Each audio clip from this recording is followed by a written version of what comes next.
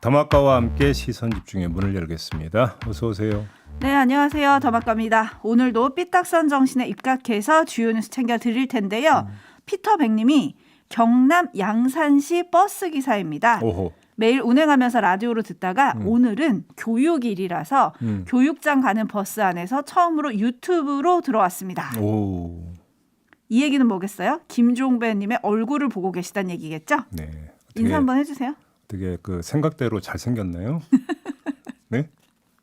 그죠? 네, 피터백님 답 달아주시고요. 네. 이신우님, 기온이 많이 내려간 아침입니다. 추운 아침 건강에 유념하시고 따뜻한 하루 되시길 바랍니다. 방송하다 보면 왜 자꾸 이렇게 뻔뻔해질까? 좋아요. 그런 건 좋죠. 직업병인가 이게? 그런 건 좋죠. 자기애도 충만해지고. 한선희님이 해가 떠오르는 걸 보면서 오늘도 열심히 출발하겠습니다. 이 방송을 듣고 계신 모든 분들께 건강의 에너지를 날려드리겠습니다. 네, 오늘 좀 기온이 떨어졌습니다. 한 겹 더 입고 출근하시기 바라고요. 뒤에 더 있었어요. 아, 그래요? 한선희님 말 에너지는 김종배님께서 주실 거예요. 아, 예. 아싸. 네. 됐죠? 네. 자, 뉴스 분석이 함께하는 제이비타임즈 오늘 주목할 뉴스들 챙겨드리겠습니다. 주목할 첫 번째 뉴스 어떤 건가요?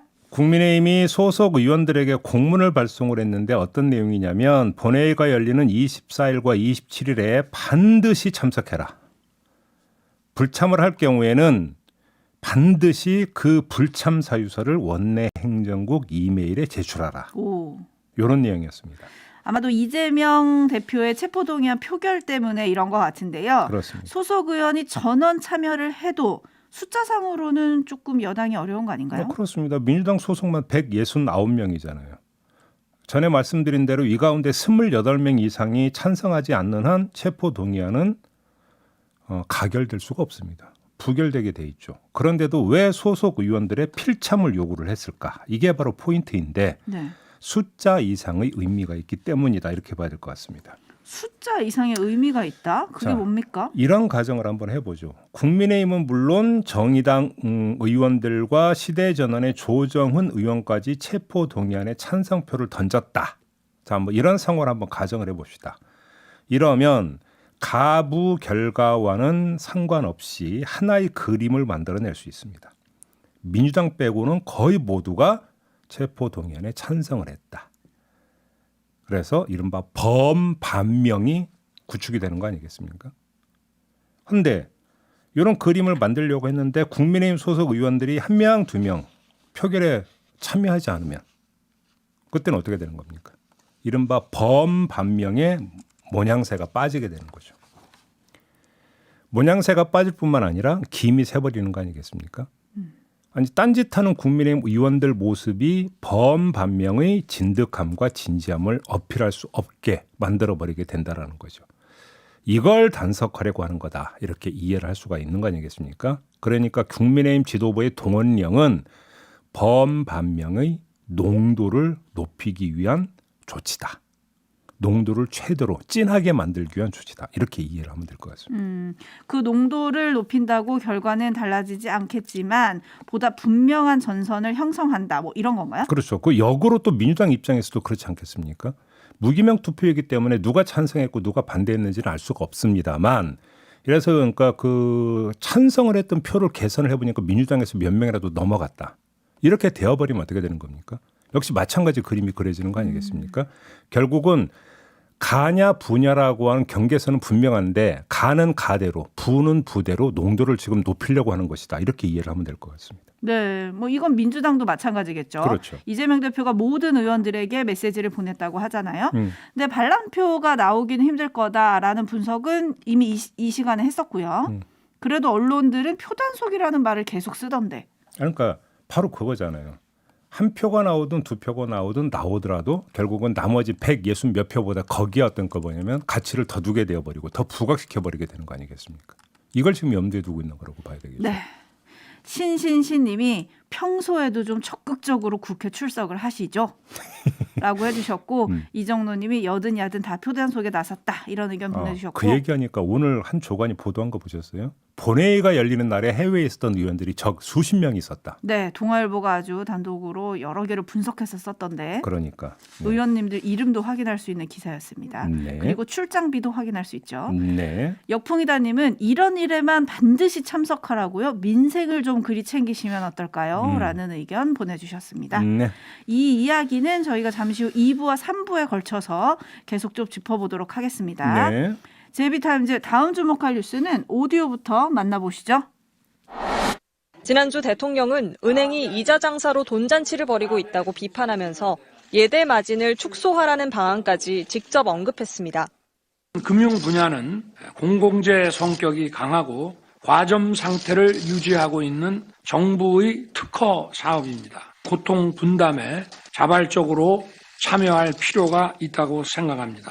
윤석열 대통령은 금융 부담 완화를 위해서는 첫째, 예대 마진 축소, 둘째, 취약 차주 보호가 필요하다고 강조하였습니다. 눈물의 감사 프로모션을 하질 못할 망정 이게 국민들에게도 유리하는 거라고 국민들에게 가르치는 자세로까지 나온다? 저는 자세가 근본에서부터 틀려먹었다고 생각합니다. 대한항공 마일리지 개편안에 맹공을 퍼부은 원희룡 국토부 장관의 첫 비판은 윤석열 대통령이 금융과 통신에서의 과점이 폐해를 낳고 있다며 소비자 부담 완화 방안을 지시한 바로 다음 날 나왔습니다. 윤석열 대통령이 국무총리와의 주례 회동에서 노동조합의 회계 자료를 제출하라고 거듭 요구했습니다. 국민의 혈세인 수천억 원의 정부 지원금을 사용하면서 법치를 부정하고 사용 내역 공개를 거부하는 행위에 대해서는 단호한 조치를 취할 수밖에 없다. 이렇게 말했습니다. 이정식 고용노동부 장관은 윤 대통령에게 노동조합의 회계자료 제출 현황을 직접 보고했습니다. 점검 대상 노동조합 327곳 가운데 207곳이 자료를 내지 않았다며 14일간 시정기간을 주고 그래도 안 내면 과태료 부과와 조사를 하겠다고 밝혔습니다. 회계 자료를 제출하지 않는 노조에 대해서는 과거 20%였고 현재 15%인 노동조합 조합비 세액 공제도 원점에서 재검토할 계획입니다. 자, 세 가지 사안을 한데 묶어봤는데요. 한번 평가를 한번 해보죠. 네. 첫 번째, 이게 감성적 접근이라고 하는 지적이 나오고 있습니다. 대통령과 정부가 국민의 가려운 곳을 긁어줘서 카타르시스를 주고 이걸 대통령 지지율을 끌어올리는 동인으로 활용한다. 이런 지금 지적인 거죠. 하지만 그 결과가 국민 민생과 개혁으로 연결되는 거라면 설령 기획 의도가 정치적이라 해도 뭐라 할 수 없다고 저는 생각을 합니다. 국민한테 도움이 되는 거라고 한다면. 두 번째, 타율적이라는 지적도 나옵니다. 시장의 자율성, 노조의 자주성을 존중하지 않고 찍어 누리려 한다라는 지적인데요. 하지만 저항 없는 개혁이 없으므로 그 지향점이 개혁이라면 밀어붙이기도 어느 정도는 필요할 수 있다라는 얘기가 성립이 됩니다. 결국 중요한 문제는 뭐겠습니까? 그런 점에서 방향이죠, 방향. 그렇죠. 지금 그 돌출된 어떤 그 현상 자체가 중요한 게 아니라 지금 이런 어떤 대통령의 언명이나 장관의 어떤 그 맹공이나 노조에 대한 강한 압박이 결국은 궁극적으로 뭘 지향하고 있느냐, 어떤 그림을 그리려고 하느냐, 그래서 그게 정말 개혁이냐, 이게 지금 핵심 문제 아니겠습니까? 이걸 짚어야 될 것 같은데 이걸 짚기 위한 핵심 키워드가 바로 공공성인 것 같습니다. 윤석열 대통령은 조금 전에 들으신 대로 은행의 돈잔치를 비판하면서 은행은 공공재적 성격이 있다고 말을 했어요. 원희룡 장관은 대한항공을 비판하면서 뭐라고 했냐면 대한항공은 코로나 때 고용유지 지원금과 국책금융을 통해 국민들의 성원 속 생존을 이어왔다라는 점을 강조를 했습니다. 노동부는 노조의 회계자료 공개를 요구하는 근거로 정부의 보조금이 지급된다는 점을 들었습니다. 그러니까 종합하면 정부의 목 또는 공공성을 근거로 목소리를 높이고 있는 건데 그래서 공공성 강화가 목표다. 이렇게 이해를 해도 될 것 같은데 공공성 강화의 그림이 그려지지가 않습니다. 제 짧은 머리로는. 이게 문제인데요. 은행의 공공재적 성격을 구현하기 위해서 그러면 어디까지 가겠다라는 거냐? 이게 과거의 관치금융을 부활하겠다는 건 아니지 않겠습니까? 그러면 큰일 나는 거잖아요. 그러면 은행의 공공성 강화라고 하는 것의 구체적인 그림이 뭐냐라는 거예요. 그러면서 대통령 같은 경우는 과점을 지금 강조를 했는데 그러면 몇 개 은행을 더 만들어주면 그게 공공성 강화로 연결되는 거냐?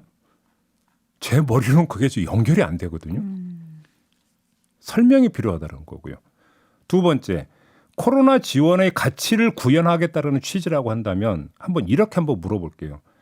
코로나라고 하는 그 특수한 국면에서가 아니라 매년 연구 개발 지원 등으로 대기업에 돈 팍팍 밀어주는 거 있지 않습니까? 그럼 이것도 같은 논리로 이야기 될 수 있는 거잖아요. 그러면 이렇게 대기업에 팍팍 밀어준 것에 대한 어떤 대가를 또한 요구를 해야 되지 않겠습니까? 공공성 강화 차원에서. 그거에 대한 이야기 들어보셨습니까? 그럼 도대체 형평성이 뭔가요? 그래서 구체적으로 지향하는 바가 뭔가요? 이걸 이해를 못하겠어요. 세 번째, 노조의 문제가 있는 건데요. 정부가 지원한 보조금이 목적에 맞게 사용됐는지를 들여다보는 것은 저는 있을 수 있는 일이고 당연지사라고 생각을 하는데 그 수준을 넘어서 노조의 일거수일투족을 다 들여다봐서 그렇게 들여다본다고 쳐요. 그래서 구현할 수 있는 공공성이 뭡니까? 저는 세 가지를 좀 나열을 했는데 뭐가 되든지 간에 잘 이해를 못하겠어요. 그래서 정부가 그리는 그림이 뭔지를 이해를 못하겠어요. 좀 혹시 아시는 분들이 있으면 좀 저한테 훈수를 주셨으면 좋겠다. 이런 말씀도 함께 드리겠습니다. 바른말 고운말하는 랭게프사님이 관치금융 부활하겠다는 소리 아닌가요? 라고 보내주셨고 그럼 안 되죠. 이선호님은 강성노조 부패 해결하면 총선 압승입니다. 라고 해주셨고 아까 제이비가 감정적인 접근이다라는 말을 하면서 가려운 곳을 긁어주는 카타르시스 얘기를 하셨잖아요. 그러니까 하평파님이 문제는 가렵지도 않은 곳을 마구 긁는다는 게 문제다. 라고 해주셨고 금도끼 은도끼님을 비롯한 많은 분들은 요 점을 좀 지적을 해주셨는데 자유 외치며 시장 자유에 맡긴다더니 간섭하는 게 자유인가요? 라는 물음표를 굉장히 지금 많이 보내주셨거든요. 네. 그래서 지금 제기된 문제들을 좀 보니까 일단 정부의 부당 개입 우려 그리고 공공성을 강화하면서 후에 인사나 이런 문제까지 좀 개입하는 거 아니냐 이런 우려 나오고 또 노조를 부패 집단으로 규정하고 적으로 규정하는 거에 대한 우려도 좀 제기가 되거든요. 네. 근데 정부는 왜 이럴까요? 근데 저는 거기서 정부가 이제 이후 수순을 위해서 포석을 놓는 거 아니냐라는 분석도 당연히 따라붙을 수 있는데 네. 그거는 나중에 시간을 갖고 충분히 뭔가 짚을 수 있는 문제라고 생각을 하고 다만 이거 하나는 바로 눈에 들어오는 거죠. 이게 지금 강조가 되면 될수록 정부의 정책은 뒤로 빠진다라는 겁니다. 아니 지금 이 이야기가 나오는 궁극적인 이유가 뭡니까? 먹고 사는 문제 때문이잖아요. 그렇죠. 예를 들어서 예대 맞은 문제라든지 네. 마일리지 어떤 결국은 교통 문제라든지 이런 것들이잖아요. 그럼 거기서 지금 정부는 뭐 하고 있느냐라는 목소리가 당연히 지금 나오고 있지 않습니까? 물가니 뭐니 해가지고. 그런데 이렇게 지금 설정해 버리면 정부 정책이 옳으냐 그러냐, 정부가 실정을 하고 있는 거냐 아니냐라는 이야기는 뒤로 빠져버린다는 겁니다. 결국은 이렇게 돼버리면 뭐가 되는 거냐? 화살바지가 돼버린다는 거죠. 이들이. 그렇죠? 어그로를 이쪽에 끌 수 있다라고 하는 이런 측면도 분명히 현상적으로는 있다라는 거예요. 어허. 그러면 좀 살펴봐야겠군요. 정성우 님이 민생을 챙기세요. 여야 다 떠나서 물가 폭등이랑 각종 공과금 인상 때문에 못 살겠습니다. 바로 그 지점인데 민생이 문제인데 민생이 문제인가 정부가 적극적인 민생 보호 정책을 안 펴서라는 이야기가 아니라 이들이 지금 시장에서 이렇게 하고 있기 때문에 민생이 더 어렵다는 식으로 갈 수 있다라는 거예요. 이야기가. 시선이 민생으로 집중되는 게 아니라 시선이 분산된다. 이 그렇습니다. 말씀이시군요. 그렇습니다. 아하. 그리고 오늘 국회 환경노동위원회에서 이른바 노란봉투법이 지금 처리를 하겠다라고 민주당이 공언을 한 상황이지 않습니까? 네. 여기에 대해서 어제 이정식 고용노동부 장관이 법치주의를 흔드는 입법 이렇게 규정을 했거든요. 법치주의를 흔드는 입법. 법치주의라고 하는 것이 입법부에서 만든 법률에 근거하는 게 법치주의 아닙니까? 법치주의의 근간을 흔드는 입법이라고 그랬어요. 그러면 그거는 장관이 입에 올릴 이야기가 아니고요. 정말로 그런 소지가 있다면 그 헌재로 가면 되는 문제고 장관이 그렇게까지 입에 올릴 사안은 아니다. 이런 말씀을 드리겠고 또 한 가지는 조금 전에 어떤 노조 회계 자료 공개 문제와 지금 노란봉투법을 연결시켜서 볼 수 있는 부분도 사실은 있습니다. 그렇지 않습니까? 그렇죠. 결국 노란봉투법이라고 하는 것이 노조의 그 파업이라고 하는 것들을 어디까지 그 정당성을 보장을 할 것이냐. 그래서 파업 이후에 뭐 손배소나 이런 것들을 어떻게 제한할 것인가의 문제로 연결이 된다고 한다면 결국은 노조에 대한 국민들의 시선을 어느 쪽으로 잡아두느냐에 따라서 노란봉투법에 대한 여론 지형이 달라지는 거 아니겠습니까? 그걸 기획하고 했는지 안 했는지는 모르겠습니다만 결과적으로는 연동이 되게 돼 있다. 요즘도 함께 봐야 될 거라는 겁니다. 네, 지켜봐야 될 점이 많은데요. 요거는 또 계속되는 문제이기 때문에 시선 집중. 우리는 시선 분산을 하지 말고 시선 집중을 좀 해야 될 것 같고요. 네. 그리고 앞서서 저희가 이재명 대표 체포 동의안에 대해서 얘기를 했잖아요. 조금 전에 들어온 속보에 의하면 윤석열 대통령이 체포 동의 요구서를 제거했다는 소식 들어와 있습니다. 대통령실이 언론 공지를 통해서 밝힌 건데요. 이재명 대표 체포 동의안이 어제 접수됐고 대통령이 제거가 이루어졌고 국회로 송부될 예정이라고 합니다. 네. 뉴스와 분석이 함께하는 JB타임즈 다음 주목할 뉴스 어떤 건가요? 그 뒤늦게 알려진 게 있었죠. 국회 국방위원회가 지난해 11월에 법률안 심사 소위, 그러니까 법안 소위라고 줄여서 부르는데 법안 소위와 전체 회의를 잇따라 열고 군인연금법 개정안을 심의 의결한 사실이 뒤늦게 밝혀졌습니다. 추려드리면 현행법은 군 출신들이 선출직 공무원이 되면 예를 들어서 국회의원 같은 경우 이런 경우가 되겠죠. 네. 선출직 공무원이 되면 보수와 관계없이 재직 기간 동안 연금 지급을 중단하도록 되어 있습니다. 근데 처음에 그러니까 나왔던 개정안은 군 출신 선출직 공무원의 보수가 퇴직 연금액보다 적을 경우 그 차익만큼의 연금액을 지급하는 내용이었습니다. 그런데 국방위는 한 발 더 나아가서 선출직 공무원에게 재직 중 연금 지급이 불가하도록 하는 조항을 아예 삭제하는 내용으로 수정안을 마련을 했어요. 이러면 군 출신 선출직 공무원은 보수와 관계없이 규정된 조항에 따라 최소 50%의 퇴직연금을 수령할 수 있게 됩니다. 월급도 받고 연금도 받는다. 오호. 이런 이야기가 되는 거죠. 그렇게 해서 이제 이게 법사위로 넘어갔는데 법사위에서 제동이 걸렸습니다. 그러면서 이제 세상에 알려지게 된 건데 지난 16일 법사위가 이 개정안을 제2 소위로 넘겨서 정밀 검토하기로 결정을 했다. 형평성에 문제가 있는 것 같다. 이런 문제의식으로 정밀 검토를 하기로 결정을 했다라는 겁니다. 네, 법사위 한 장면 오디오로 들려드릴 텐데요. 조정훈 시대전환 의원의 질의에 대한 신범철 국방부 차관의 답입니다. 한번 들어보시죠. 왜 군인만 다른 공직자와 달리 이렇게 일반 선출직이 그러니까 지방의회가 아닌 전체 일반 선출직의 경우에 이 혜택을 받아야 된다고 생각하십니까? 그런 부분 고려해서 저희도 신중한 검토가 필요하다는 의견이었는데 국방위에서는 군인이라는 특수 직종에 관련해서 추가적으로 보호할 필요가 있다. 네, 국방위에서 군인이라는 특수 직종에 대해 보호할 필요가 있다는 의견이 많았다라는 겁니다. 이 법안으로 혜택을 볼 사람들 11명 중에 5명이 국회의원이라고 하는데요. 뭐 이거에 대해서 도덕적 판단은 뭐 굳이 입에 안 올리겠습니다. 촌철님들의 지금 댓글이 눈에 선연한데요. 그걸로 가름하도록 하겠고. 네. 자, 이 점을 보죠. 애초 개정안은 보수가 퇴직 연금액보다 적을 경우의 규정이잖아요. 근데 국회의원으로 한정을 하면 국회의원 보수가 얼마입니까? 받는 세비가 1년에 억이 넘거든요. 찾아봤죠. 월급 평균 1,200만 원이 넘고요. 연액으로 치면 1억 5천만 원이 넘습니다. 그러니까 저는 일단 이것보다 퇴직 연금액이 많다? 이런 경우가 있을 수가 있는 겁니까? 일단 이게 궁금했고요. 그다음 수정 통과된 개정안을 보면 보수와 상관없이 50%의 퇴직연금을 수령한다 이렇게 돼 있는 거잖아요. 연 1억이 넘는 그 세비인데 이게 도대체 뭐가 모자라서 더 받아야 된다고 이렇게 나서는 겁니까? 응? 이에 대해서 국민의힘 소속 한기호 의원이 이런 말을 했다고 해요. 봉급이 많고 적은 게 문제가 아니라 국방부가 군인 출신을 홀대하는 게 아니라 보호할 의무가 있는 게 아니냐. 이런 취지라고 그러니까 이야기를 했다는데 금액의 많고 적음으로 홀대와 보호가 갈린다면 대한민국 국가는 99.9%의 국민을 지금 홀대하고 있는 거 아닙니까? 용돈연금이라는 얘기 많이 들어보셨죠? 네. 국민연금 가지고. 그러면 99.9%의 국민은 그렇게 홀대받고 있는데 군인 출신만 이렇게 보호받아야 된다는 그 논리는 도대체 어디서 나오게 되는 겁니까? 그 말씀을 하나를 드리겠고 짧게 하나만 더. 어떤 문제가 있냐면 국회 행안위에서는 퇴직했다가 재임용되면서 연금을 받지 않기로 한 공무원에게도 연금을 주는 법안을 논의하고 있다. 이런 보도도 있거든요.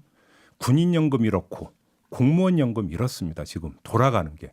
근데 왜 자꾸 국민연금을 그렇게 손대려고 합니까? 예? 할 거면 다 손봐야 되는 거 아닙니까? 그럼요. 결국 군인연금이나 공무원연금 이러면 이게 국민 세금 투입되는데 거기는 그렇게 하면서 국민연금만 손본다? 누가 지금 납득하고 누가 동의할 수 있겠습니까? 국민 가운데. 이걸 좀 헤아려라. 이런 말씀만 드리겠습니다. 네, 반드시 님이 국민들 보호는 안 하세요? 라고 따끔한 촌철 남겨주셨습니다. 더마카 수고하셨습니다. 고맙습니다.